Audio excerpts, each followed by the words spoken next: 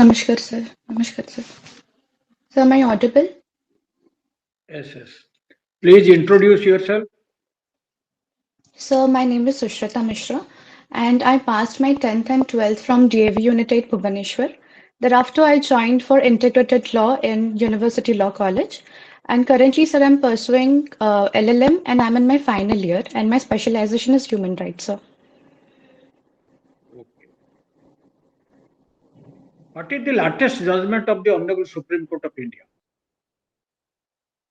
Sir, as far as I'm concerned, it was passed yesterday regarding the upholding the constitutional validity of the Jammu and Kashmir about the upholding of the abrogation of Article 370 of the Constitution, sir. What is the reason for this abrogation of Article 370 was upheld by the Honorable Supreme Court? Sir, Article 370 provided some special provisions with respect to the state of Jammu and Kashmir. And sir, within that article, it was mentioned that this article can be abrogated. So this was a temporary provision that was provided, and the Parliament had the power, in consultation with the state legislature of the state of Jammu and Kashmir, to remove that special status when it is satisfied. So. Is there any, you are aware of that recently the Parliament passed the law regarding reservation of women in this MP and MLA seats. Yes, sir. What is your Yes. view?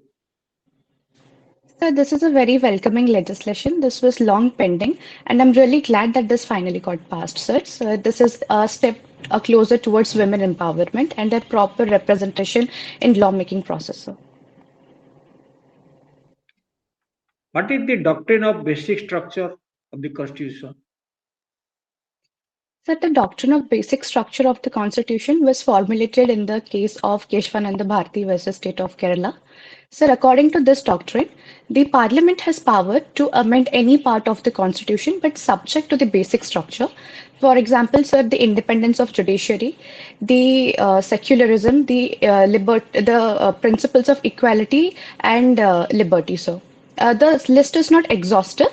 However, sir, it should be taken in consideration with the views of the constitution makers while they were formulating the constitution, sir. What properties cannot be transferred under the Transfer of Property Act?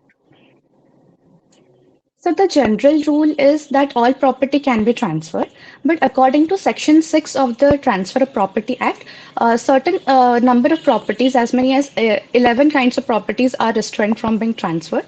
First is those property which have been barred by any law enforcer. So like in case of the Hindu laws, the co-parcenary property. In Muslim laws, the waqf property. All this property cannot be transferred. And apart from that, Section 6 lists down some of the property like the right to re-entry, the right to take mere possession, any space successionis, and all this kind of properties cannot transfer. So, What is a lease? sir. What is a lease under the Transfer Property Act? So, Section 105 of the Act states that lease is a transfer of interest of a property which is transferred from one person to another, that is on a periodical basis by taking a price. So, What is mortgage? so mortgage is the transfer of property, that is partial transfer of property, wherein a property is the right of the property is transferred in exchange of uh, wherein the mortgage debt amount is secured by that. What is exchange? So, according to Section 118 of the Act, exchange is the transfer of property by two people, wherein the property that is being transferred is not neither or both of the property is not exactly money. So, it can be transfer of both movable and immovable property, neither or both property being money only. So, Okay. What is offense? Section 40 of the IPC states that any act that has been forbidden by the law is called as an offense. What is mischief? Sir, mischief is any act that causes any annoyance to any person. Then what is nuisance? Public nuisance? Sir, nuisance is the I'm sorry, sir, I can't recall as of now. What is kidnapping? Sir, kidnapping is of two types. First is kidnapping from the lawful guardian and kidnapping from the territory of India. As far as kidnapping from the territory of India is concerned, there is no specific age limit. That is taking away a person from the territorial limits of India.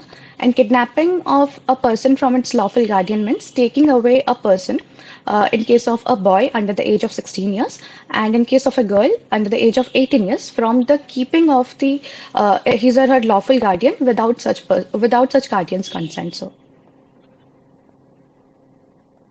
What is assault? sir, assault can be said that any act by a person that causes any reasonable apprehension of infliction of any kind of force on a person.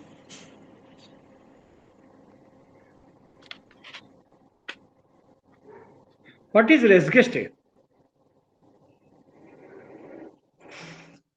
So, res geste is incorporated in Section 6 of the Indian Evidence Act. It states that facts forming part of the same transaction, although not fact and issue or relevant part, are considered to be relevant, whether or not they have happened in the same time or not, or whether or not they have happened at the same place or not. So this is an exception to the rule of admissibility of hearsay evidence, and the reason for its admissibility is the immediacy of the events that have happened together. So. X told Y, made an extrajudicial statement before Y Yes, sir. Yes, sir. that I killed Jade as he attempted to commit rape on my wife.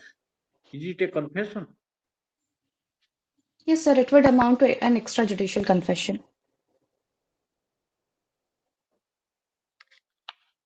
What is dying declaration? The dying declaration has been provided under subsection 1 of section 32 of the Indian Evidence Act, where any person states any fact regarding the cause of his death or the transact or the circumstances in which his death occurred, where later on the question of his death is arisen in any suit or proceeding, whether or not he was at that time while making the statement under an apprehension of death is considered as the dying declaration of the person. So,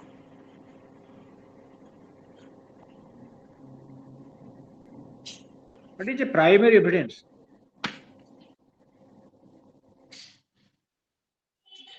sir, documentary evidences in the court are documents in the court are proved by primary evidence and secondary evidence. So primary evidences are those documents which itself is produced as an evidence, sir, and where a document is made or it is executed in several other parts, then each of the documents are from the primary document.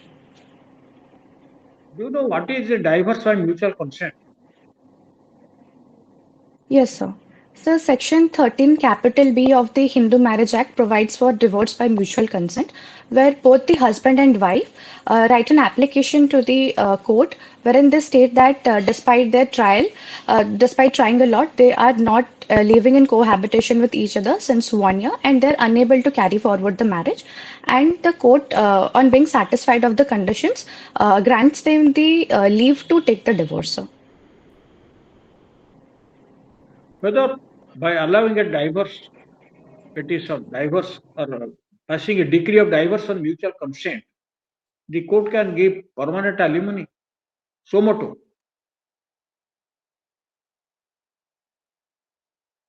Sir, I'm not aware of this, but if I may be asked to give an opinion on this. Okay. Sir, maintenance and alimony are private rights, and the court is under no obligation to grant such rights which are not being sought by the concerned parties. So, in this case, sir, unless the parties themselves have asked for any alimony, the court cannot so moto grant any kind of alimony, sir. Suppose The husband and wife have filed a petition for divorce by mutual consent. Yes, sir. It was not withdrawn. Even after 6 months, the wife doesn't come to the court. Whether they have already sworn an affidavit that they have agreed for mutual divorce, and the wife did not come to the court. Whether that petition for divorce will be allowed. Sir, in case the wife does not appear in the court but has given an affidavit to the effect that the marriage is not working and she is willing and she has given her free consent for the same and her personal attendance has been dispensed by the court, in that case, sir, it can be granted by the court, sir. Did you say this thing from your own this knowledge or from the law or Sir, from I your use, strong common sense? sir, I just applied my common sense. Yes, common sense. Okay. What is substituted service of summons? Sir, when a plaint is filed, a suit is instituted, or a plaint is filed in the court, then the court issues summons to the opposite party to appear and answer for the same. So the service of summons can be done in various modes. One of the recent mode that has been added is substituted service of summons. So in case the opposite party or the person to whom the summons are being issued is not available after due inquiry, his or her assistant or private secretary or family members are not available. In that case, sir, the summons are affixed to any conspicuous part of the building or the place where he carries on his business, and the same is also affixed to the courthouse. And also, sir, if the court may want, then it may also publish the summon in any local newspaper that is generally circulated in the locality of the person where he is supposed to live, sir. When court will issue a commission, Sir, court may issue commissions for implementing the interrogatories to know the answer, sir, for local investigation, and sir also for knowing, sir. So there are five grounds. If I may given a minute to frame my answer, sir, please. okay. Thank you, sir.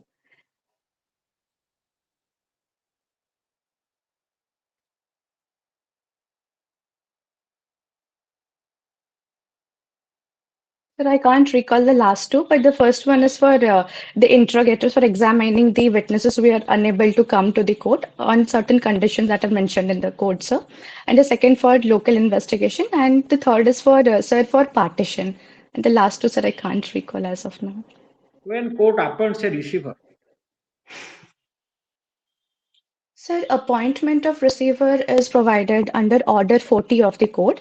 It states that where a property is in dispute and it is the court is unable to know that which party is to be given the care and custody of a property, in that case, a receiver, an impartial person, is appointed by the court to look after the property and do all its duties relating to it, sir. And it's also a part of the equitable execution in which the court appoints a receiver to look after the property. But that issuance or that order of appointing receiver is not done as a matter of course and only in exceptional circumstances where court feels the need for it, then only the court can grant for it. So, probably you are doing your postgraduate in law. Why you sir, are in human coming right. in human right? What is human right? Sir, human right is a universal right that is inherent in every person by the virtue that he is being a human. So these are the basic rights that are granted, that are recognized, that are not granted, they are recognized of a person, and the state is under an obligation to protect those rights, sir. Is there any charter for that human right? Yes, sir. Sir, UDHR, that is Universal Declaration of Human Rights, that was passed in 1948. And also, sir, ICCPR, that is International Covenant for Civil and Political Rights, sir. An accused was handcuffed. He filed a petition before the Human Rights Commission. Whether that is to be entertained? Sir, it depends on the facts and circumstances of the cases. In case that person was evading arrest and he was not submitting to his arrest, in that case, the person can be handcuffed, sir. But as a general rule, if he was submitting otherwise to the arrest, sir, this is a blatant violation of his human rights, sir.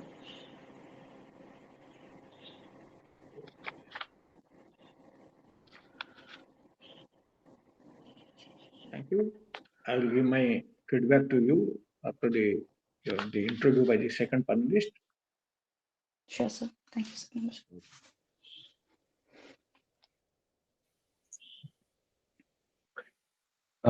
Yes. Good Good morning. Namaskar. Namaskar. Uh, morning, sir. Morning. Please tell me, what do you understand by liquidated damage and how is it different from unliquidated damage? Sir, liquidated damages are predetermined damages that are done by virtue of a contract where parties agree that in certain contingency, if the contract or an act is not done, then a specific amount of money shall be reimbursed from the defaulting party to the aggrieved party. But in unliquidated damages, the amount of money is not determined. It is left to the discretion of the court, sir. Who is a Muslim? Sir, a Muslim is a person who believes in oneness of God, that is Allah, and who believes in the teachings of Prophet Muhammad. Yes. Uh, can you tell me who can promulgate an ordinance? So the president under Article 123 and the governor under Article 213 of the Constitution. And how about a union territory? Sir, in case of unitary, the president has the authority to promulgate ordinance. Okay. And what about the lieutenant governor? Sorry, sir, I have no idea. Okay. Or the administrator. They call that lieutenant I governor the don't know. administrator. Okay. Uh, can you tell me which theory of punishment is applicable to JJCPC Act, Juvenile Justice Care and Protection Act? Sir, reformatory theory. What is a GI tag? Sir, it is called geographical indication. Suppose anything or any product or any thing is very much uh, peculiar to a particular place in any place, so that thing is given a GA tag as a mark of recognition. So, Can you give us some examples? yes, sir. Sir, so different food items or like Pashmina shawl is given a GI tag in Kashmir, sir. So the Darjeeling tea is also given a GI tag. Okay. Can you tell me what was held in AK Gopalan case? So this case pertains to Article 21 of the Constitution, in which the scope of Article 21 was very narrowly viewed, and it said that if any law that is passed by any procedure established, by the virtue of that law only, no matter how it is passed, the life and liberty of a person can be deprived. So, Right. Okay. Uh, what is your OPSC roll number? so 301-566.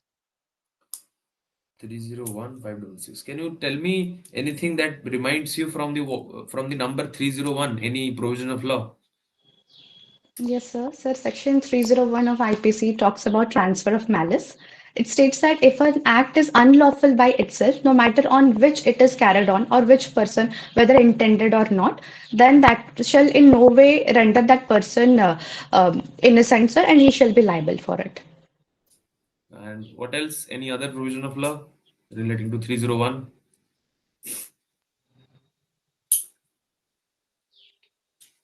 Sir, in CRPC 301 provides that a person shall be, an accused shall be defended in a court of law. He shall always be, and the court shall make sure that he is being represented by a counsel. Okay. Is that so, or it is appearance of public prosecutor? I'm sorry, sir, that whatever I said, it's 303. Whatever that public prosecutor is section 301. I'm sorry, sir. Okay, okay, no issues. Can you tell me, in the presence of a father, can the mother be a guardian? Yes, sir. Sir, according to the verdict in mm, Geeta Hariharan versus Reserve Bank of India, the ward after mother after father was very broadly scrutinized, and it said that after does not necessitate the death of the father. It can also be taken. It can also be made where the father is present, but he generally does not indulge in the conduct or the care of the child. In that case, also, sir, even if the father is present, then the mother can be a natural guardian of the child. That is one case. Any other case where the mother can also be the guardian? Sir, when the father has renounced his religion and has become an ascetic, so in that case, sir, also the mother can become a guardian, sir. Okay.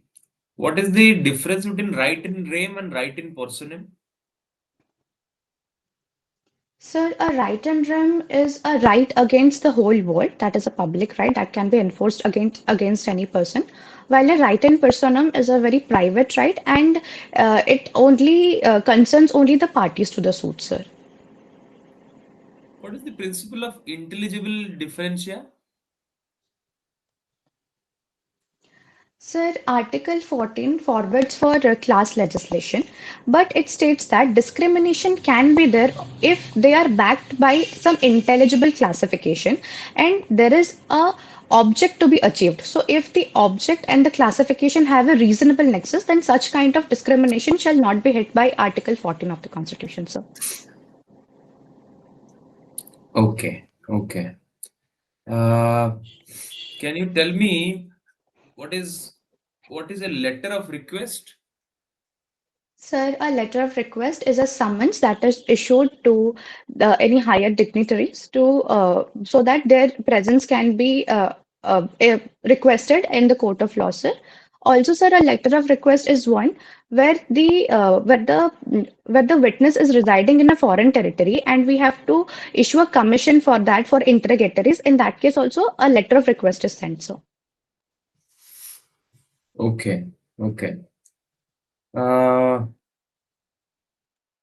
whether a wife during the pendency of a proceeding under Hindu Marriage Act can claim maintenance Yes, under sir. section 125. Yes, sir. Both are so both can be prosecuted, you're saying? Yes, sir. Sir, Section 125 is a general provision, while claiming maintenance under personal law is that is something concerned with the particular religion or the personal law of the party, sir. Sir, so 125 and the other provision can be taken in complementary to each other, sir, and they can proceed it parallelly, sir. However, the money that has been given or the maintenance that has been granted, that amount can be taken into consideration while granting any final maintenance, sir. Okay. Okay. Can discharge be filed in a uh, summons case?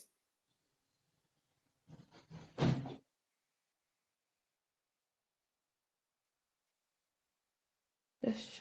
Sorry, sir, I'm not aware about it. Okay.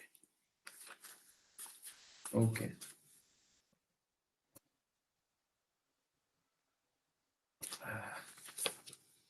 What is the difference between Article 300, Article 20, Clause 2 and Section 300 of CRPC? Sir, Article 20, Clause 2 provides for the law against double jeopardy, and same does Section 300 of the CRPC provides. But, sir, the scope of Section 300 is broader than that of Article 20, Clause 2, because it says that no person shall be prosecuted or acquit or be taken into trial on not only on the same offense for which he was already tried by a competent court, but also on the same facts on the basis of which he was tried. And so far as Article 20, Clause 2 is concerned, the thing that on the same facts is not there, sir. Okay.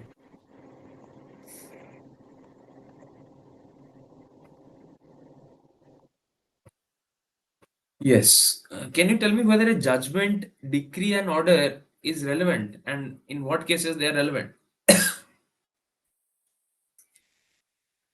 Yes, sir. So judgment, decree, and order are relevant where they provide for any right in rem, sir, and subsequently that judgment is being uh, on the same fact any other proceeding is being tried, then that judgment or that decree or order can be shown that that certain case has already been decided, and the court is barred from taking cognizance or to try that matter further, sir.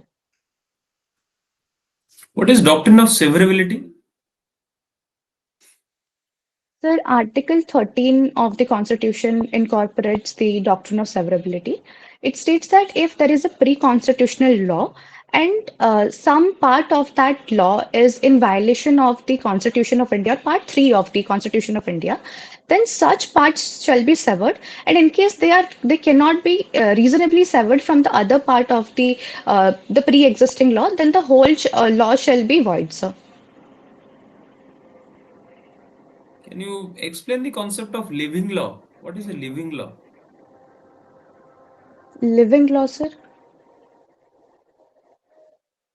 Yes. Sir, It's I have no specific idea. I'm coming across this word for the first time. But I believe, sir, living law means a law that's in force or which keeps on changing according to the needs of the time, sir.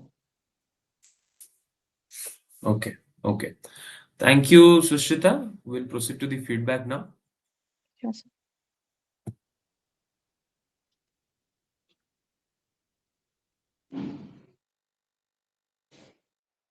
Your presentation is good.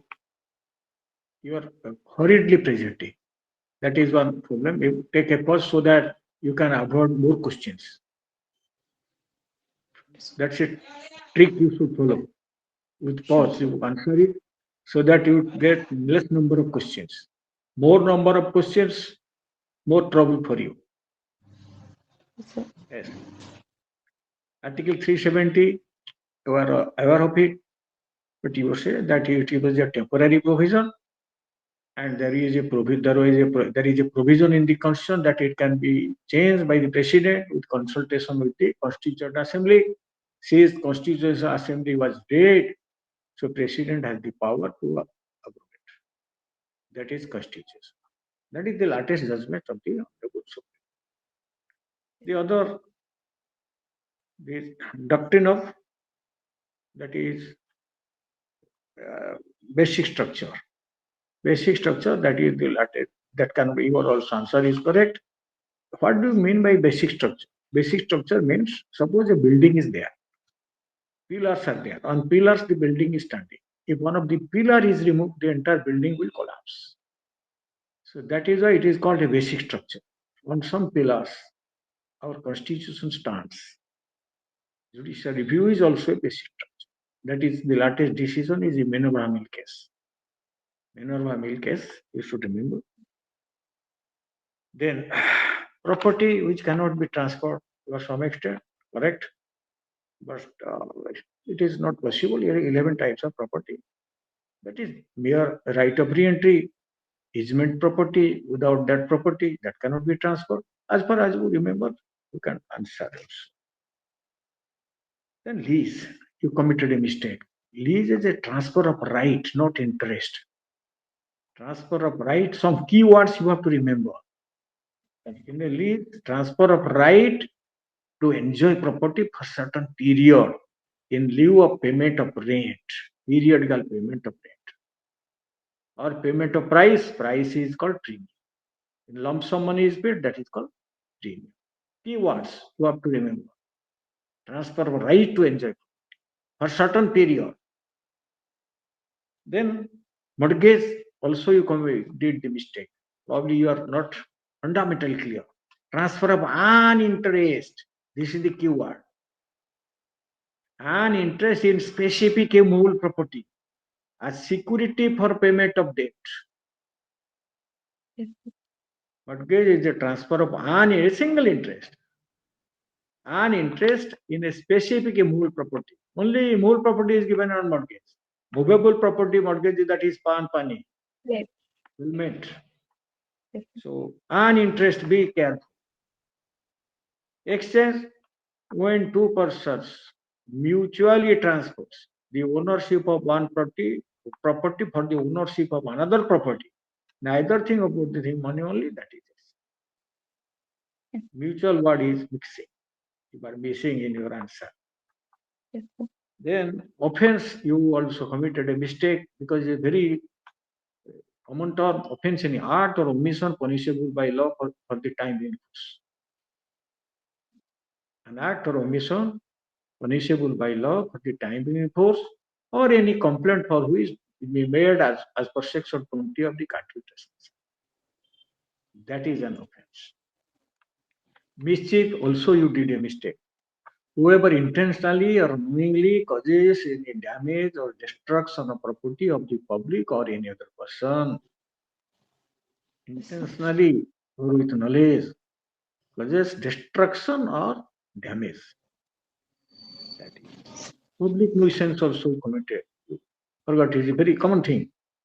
Public Yes, sir. any act or illegal omission which causes what? Any obstruction, annoyance to the public or to the people who dwell in the general in that locality, or will obstruct any public road, public way, etc. That is public nuisance. Kidnapping also, you are correct, but innocent person, another thing. Not a Yes, sir. minor, well, an innocent person.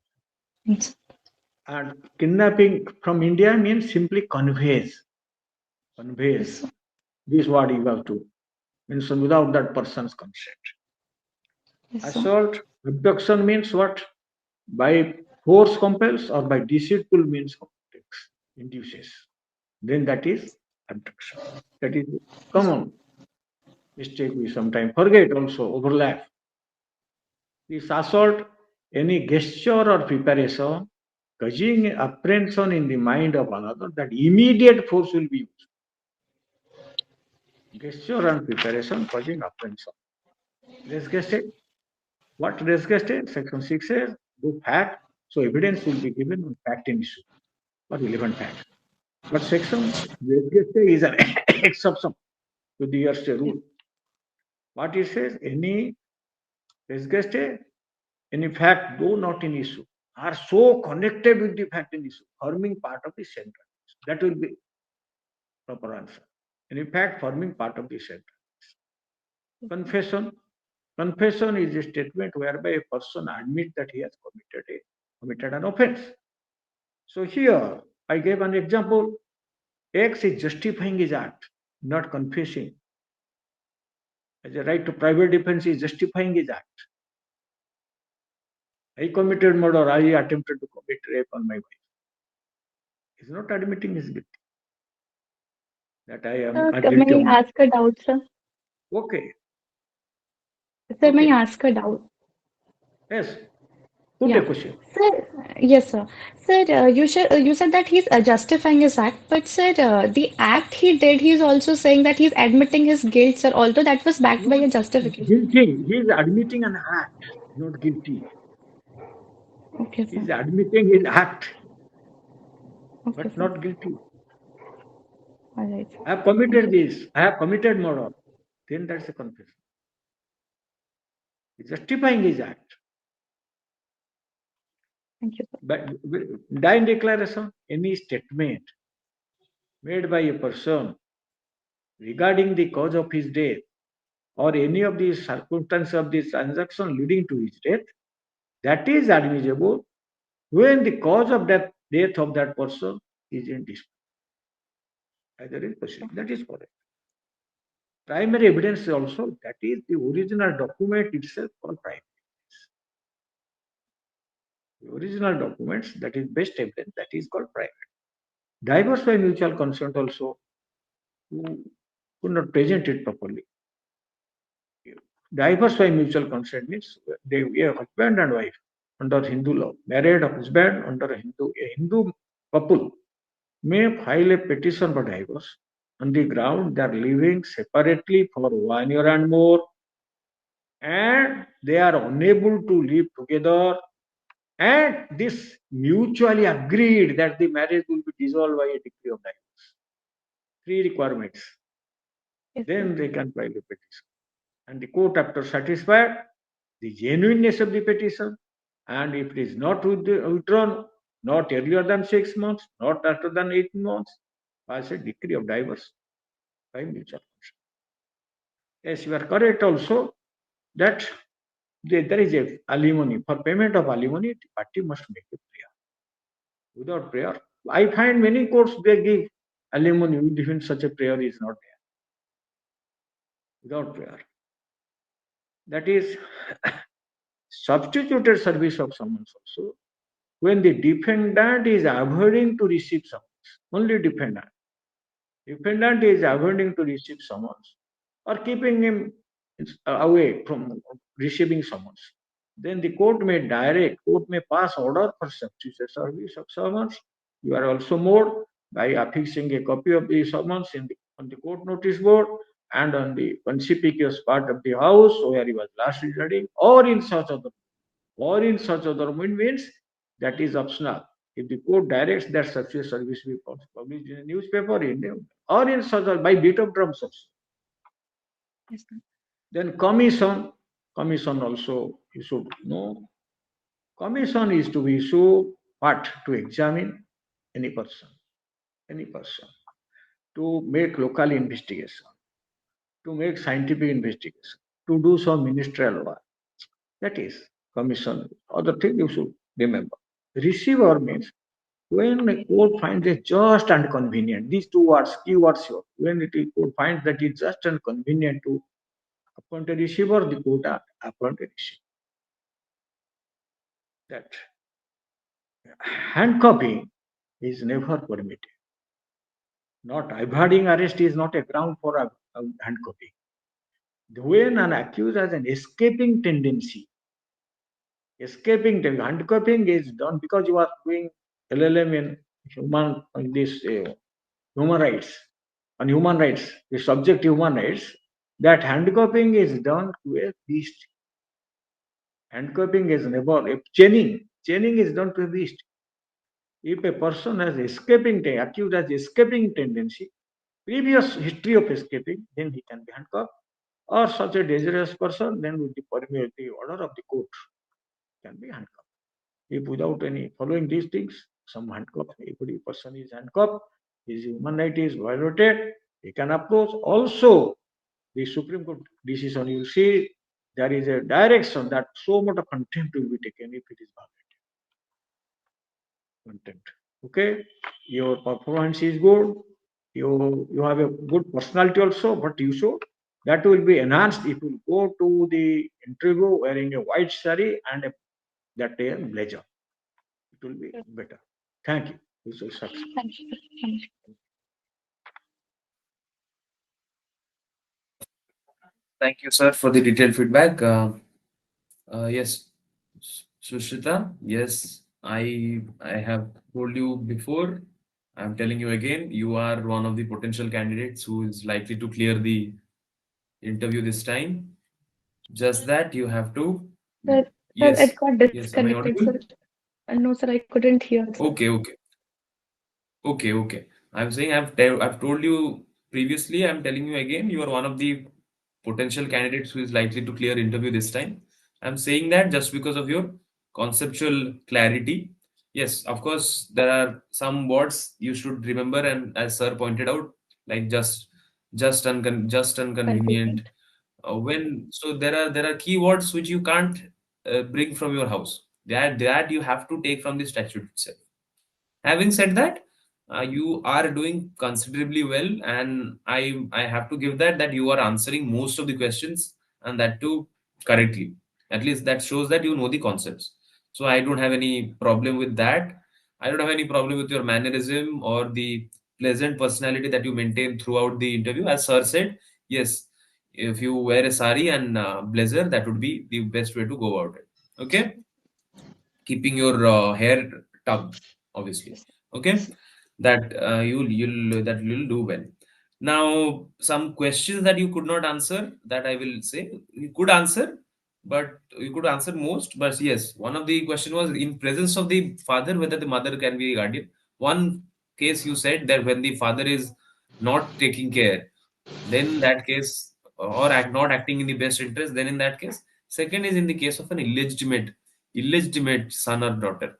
Okay, then in that case, the father will have, if the father is there, the mother will be the natural guardian. Getting Yes, it? sir.